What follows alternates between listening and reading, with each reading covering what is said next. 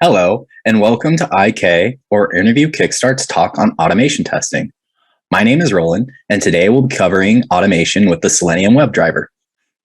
This section is specifically written in Python, but please feel free to follow along in your language of choice that is supported by the Selenium WebDriver's bindings. This setup step is unique to Python. However, whatever language you happen to be using, I'm sure there is a package manager or a way for you to get the bindings onto your machine in IDE.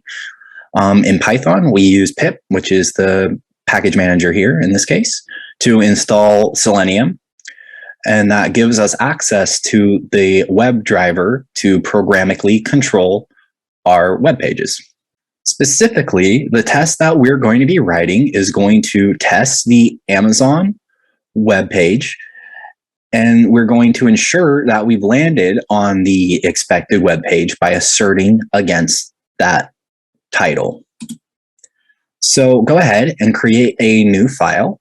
Name this file test underscore Amazon web page, whatever you want. Test underscore is a common prefix for test files, and it is a good standard practice to get into yourself when you're just working alone, or even to demonstrate in your portfolio pieces you might have.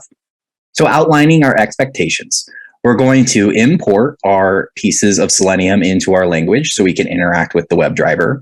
We're going to create variables to store the URLs we want to visit. We're going to send the path of the browser specific driver so that we can interact with Chrome in this case. We're going to maximize our browser to prevent elements from overlapping or any other CSS errors that might happen with a smaller window. We're going to add an implicit wait. This is different than an explicit wait. We're just going to implicitly wait for 10 seconds, similar to time.sleep, if you're familiar with that. And we're going to navigate to that Amazon web page, asserting against the title we found to ensure that that web page has loaded before closing our driver to clean up our test.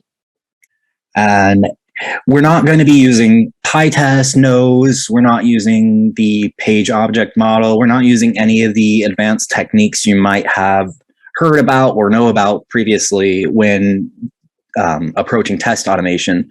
This example is purely demonstrating the WebDriver in its purest form. There's going to be several examples where we're interacting with the driver itself, whereas if you are more familiar with automation testing, you would be interacting with an element rather than the driver.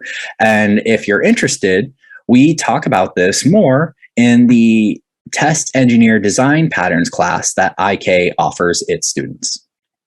But specifically, we're going to go through those steps we outlined. Our first step is to fetch the Selenium pieces that we need in our language. In this case, it's going to be the WebDriver and the service modules.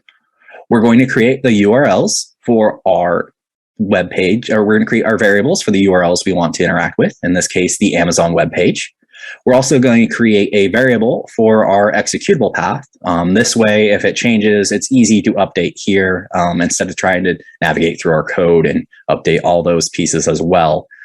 The reason we're doing this is because this is the driver specific or the browser specific driver that we need to control the web page itself. So we pass in that executable, we create our options, and then we create that driver. So at this point, we'll have a driver open, but no web page loaded. It'll just be a driver instance. We're going to maximize that window to try and prevent any CSS or element visibility issues we might have. And we're going to add an implicit wait. So this implicit wait is really just ensuring that the driver is instantiated and maximized. What we could have done here is use an explicit wait after loading a web page. So we could redesign this test to where assert Amazon in driver.title, instead of asserting here, we could use as our explicit wait.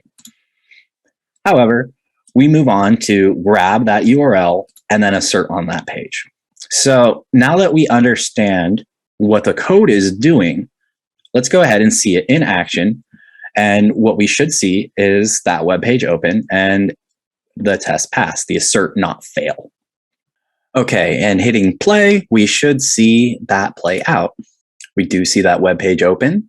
We see that the assert did not fail and that everything has completed as expected. But just seeing a positive test isn't always useful. What happens if we didn't get the expected title? Let's go ahead and make that change real fast and run the test again.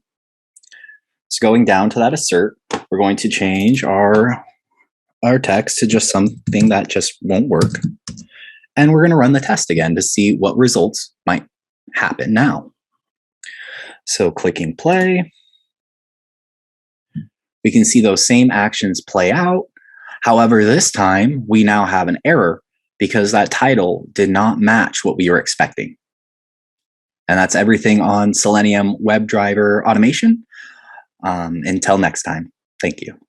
Want to become a software engineer at Google? You can, like thousands of our students. You just need to learn from those who've already cleared FANG interviews. At Interview Kickstart, our interview prep courses are developed and taught live by 150 plus instructors from Tier 1 companies like Google and Facebook. Our courses are tailored to help you crack software engineering domain interviews, including back-end, full stack, machine learning, embedded systems, data science, and more. To learn more, book your 3 webinar slot today